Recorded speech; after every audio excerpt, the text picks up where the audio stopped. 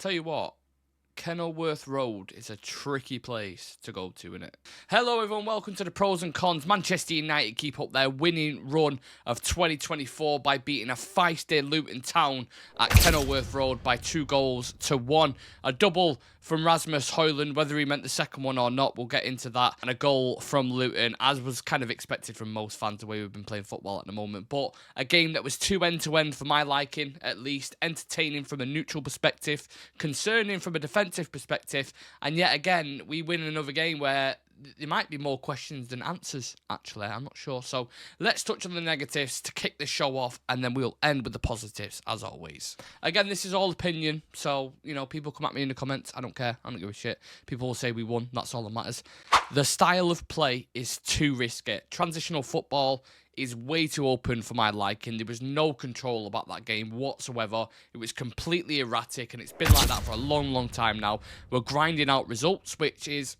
People will say, the league table will be happy about that. As long as you get your Champions League football, the revenue will care about that, the manager will care about that, people above will care about that, and I understand that. But the way we're playing is a little bit all over the place, and that comes from the coach. The defensive line is too deep. I think he even mentioned that in his post-match press conference, saying it's too deep. I think our positional discipline can be all over the place at times. His team's cutting through us way too easy. We're not closing the half spaces down. We're allowing to play through the lines. Just looks a bit stretched at times, and I know kind of United wanted them to kind of play into their hands so we can then hit them on the counter-attack, especially with getting an early goal, which always helps, but I don't know. I feel like Luton was way too much into that game, and I know Luton's difficult at their ground. I know it can be tricky, but we played into their hands a little bit too much. We could have controlled that game a lot more, I suppose, is what I'm saying. Luke Shaw's reliability. The injuries are becoming more and more frequent. Obviously, it's not his fault at all, and that I would never, ever go in on a player for having too many injuries. He can't help it. He obviously wants to play every single minute of every single game if he possibly could. But when you get down to the realism of it, it's the fact that, someone like Anthony Martial gets thrown a lot of shit at, basically. A lot of people shit on him for being injured all the time, not being available. If you're going to give Martial shit, I'm not applauding people to, go give Luke Shaw shit on social media. I would never ever do that. But I'm just saying there's a level of people that give Martial shit all the time for not being available. But Luke Shaw is coming in that same bracket now. Like, he's the consistency. Because he's so important to the team, when he's out of it, especially because we don't have a left-back at the moment, which is why it's emphasised, because when Lindelof goes there, we absolutely struggle. And that's not Lindelof's fault. He ain't a wing-back, he's a centre-back, but he gets chucked in there and has to do a job, so fair play to him. So we're already lacking a left-footer from the back line, yeah, because Lissandro's missing, our best centre-back, or I think is our best centre-back. So Luke Shaw's, the way Ten Hag plays when he talks about passing angles and having two left-footers on the left-hand side, two right-footers on the right-hand side, like, it's extremely important to the way he plays. So when both of them are missing, it's such a detriment to the team. It affects us significantly. And him being out all the time is obviously affecting the results on the pitch, affecting the way we play. And you can't rely on him. So that's a huge problem. What do we do about that? I don't know. Alejandro Garnacho, extremely wasteful. Way too many times he was through on goal and either got into a great space and the execution was completely off. Mega frustrating. He has to start mixing up a little bit. I love his tenacity. I love the fact he will keep going and going and going. He's got a great engine. He works extremely hard defensively. He's been fantastic for us in recent games, but I thought he had a bad game. There was times in that game where Bruno grilled him, even though we'll get on to Bruno Fernandes, don't worry about that. Casemiro was grilling him at times. Højlund was grilling him at times. Like, his selection's just a little bit, can be a bit selfish. And I get it, he's a 19-year-old winger playing at Manchester United with the world at his feet. It happens. We always do the Cristiano Ronaldo comparison, right? I'm not comparing him to as a player, but he had the similar thing. People were getting frustrated with him, but at the same time, they liked watching him play football. And I'm all for that. He's developing. He's young. He needs to get these things out of his game. And if he does by the time he's 21, 22, or even 23, he's going to be a killer, man. He's going to be a killer. And I like him on that right-hand side. I'm glad he started playing there because Anthony on that right-hand side just was not doing it. And I'm glad he's out of the team now because Garnacho just fits there. And that front three looks like it's gelling much better now. But in the same breath, they're not creating enough for the striker. The wingers do not create enough. We've seen an increase in that in the past couple of weeks, but there's still opportunities you're looking at. You could have fed him through there. Rather than cutting inside, trying to take a shot, you could have fed. Do you know what I mean? And if you do that, which they will in good time, we will start scoring even more goals, which is exciting. Bruno Fernandes, below par. I left this one last purposely because for me with Bruno, I've discussed it for the majority of the season, he just looks below par. He's lost his spark. I know we play transitional football and people, again, may grill me for saying this, but I just want to see more control from him at times. You don't have to release the ball every single time you get it dead quick.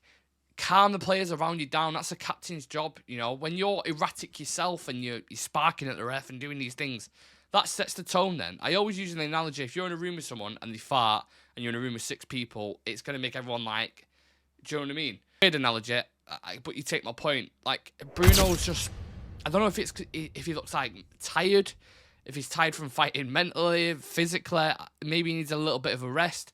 There were situations where he was missing big chances, where he was through on goal. Through balls are way off the weight of pass and the execution, which is completely unlike him. And he's not standing out in this team. He looks like one of the average players. Like, if you're going through ratings, he's near the bottom for me in the team out of the players that started. Him, Maguire was pretty bad as well. Delo was all right. He was just pretty average. But they're the ones I look at. I'm like, I need more from you. Stats-wise, you can't argue. People will throw, 138 goals and assists since he's joined United or whatever it is, and that's absolutely fine. But I don't care. You can shove your stats up your crack because I know what I'm watching on the pitch. Anyway, we're going to end with the positives now, and there's only one place to kick it off. I think we all know where we're going. Rasmus Højlund is flying. Youngest player to ever score 6 in a row in the Premier League, I believe. Scored in 36 seconds or whatever it was. Just, give us the perfect platform to play against, especially if you're going to play on the transition against Luton. You know what? We can have a couple minutes on Højlund because he deserves it. To come through the pressure gauge at Manchester United when you're that young as the only striker in a struggling season and to not even look like you're feeling the pressure, first and foremost, is insane.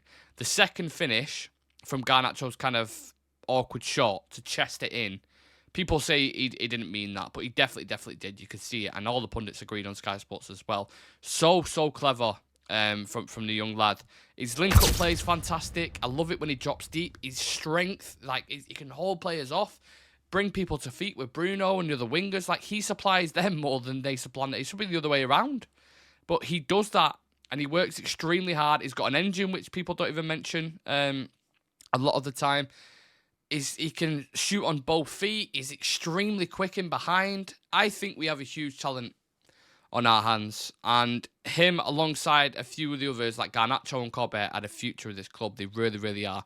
His mentality is fantastic. He never gets too ahead of himself, which is what you need at this club, which is the same qualities that Kobe has. And these are showing qualities like senior players would. They're looking like the guys who have been here for a long time.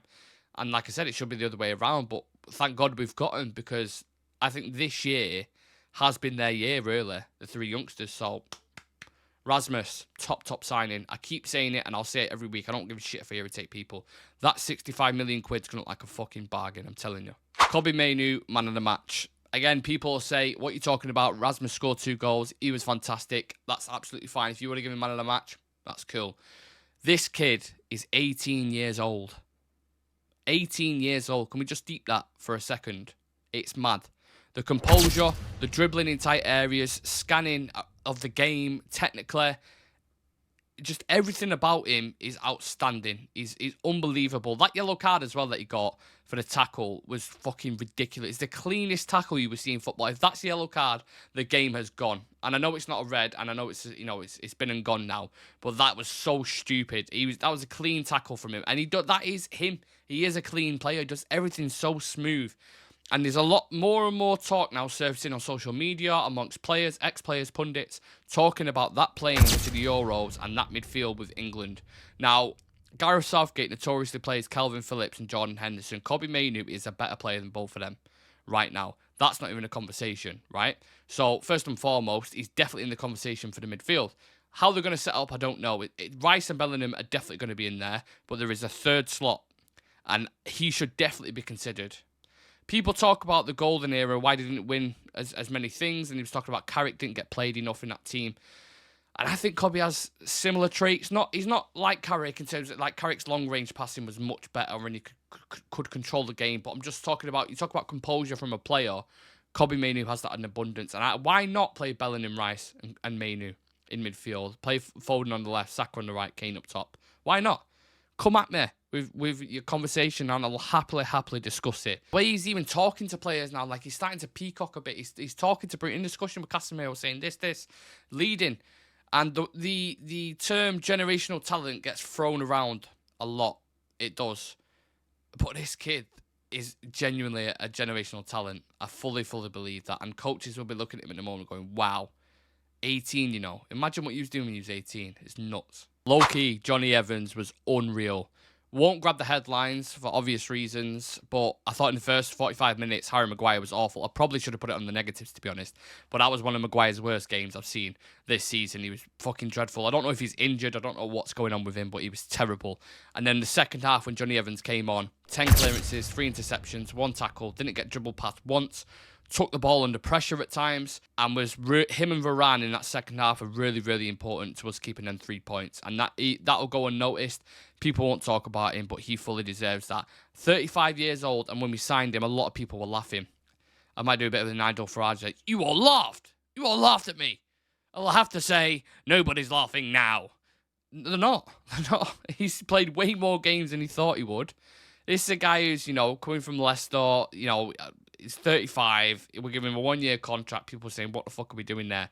And he's actually been mega important in a lot of situations. An unsung hero. So big up Johnny Evans. The winning run continues. Winning ugly consistently isn't great.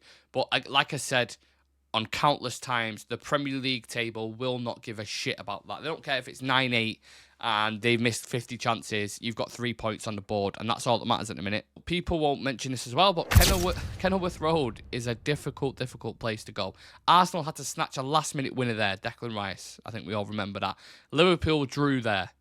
Okay, and Luton can cause problems. They can. They've got players like Ross Barkley, who in close-knit areas, they are ballers. They are ballers and really underrated. And they have players who are threats from set pieces. They're a difficult team to deal with. It's took them a while to get to where they're at the minute. Like, they're very new to the Premier League, but they've found their calling now, especially when they're at home. And we you know, they didn't have any like massive chances, but they certainly created some. They had a lot of shots. I just think it's mad now how the narrative, for example, with a team that's only just above us by 3 points with Spurs, everyone was talking about title contenders. They can still do it once they start flourishing again. Even like Neville was talking, I think, you know, they've got all the players back now. They can really go on a push and start pushing maybe Liverpool, Arsenal. All right, well, we're 3 points behind them.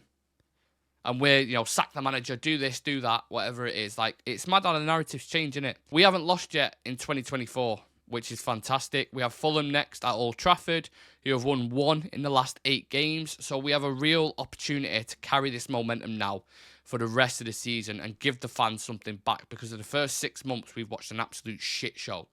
But now things are turning around, which is great. The conclusion. 7 in a row without losing and only drawing 1, whilst playing 4 of them away from home. Grounds like Molineux, Kenilworth Road, Villa Park, and winning. That is top tier stuff from the lads. I love the fight. I love the desire. What we're showing as a unit now, that's something that was definitely there that was missing in certain games, so that's not even a question, the fight and the heart. I love that. Still not a mega fan of the football. I mentioned that at the very start of the video. From a fan perspective, it's too erratic. It's all over the place. Is it a case of the players that we're working with, or is that a case of individuals and organisation? I don't know. I think it's a little bit of both. I think the players aren't following certain instructions, or they're getting a bit too nervous and dropping too deep at times.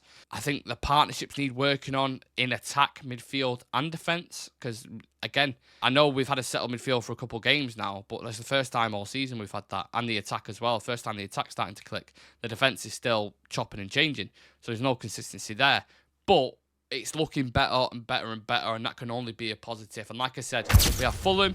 Then we have Forest in the FA Cup. We've got the Manchester Derby, which is a huge match. And then we've got Everton and Sheffield. And if you can win 4 out of 5 of them, I think we may be good on for a good season, I think. But let me know what you think. What can we get out of this season? Leave it in the comment section for me. How many games do you think we'll win out of the ones that I've just mentioned?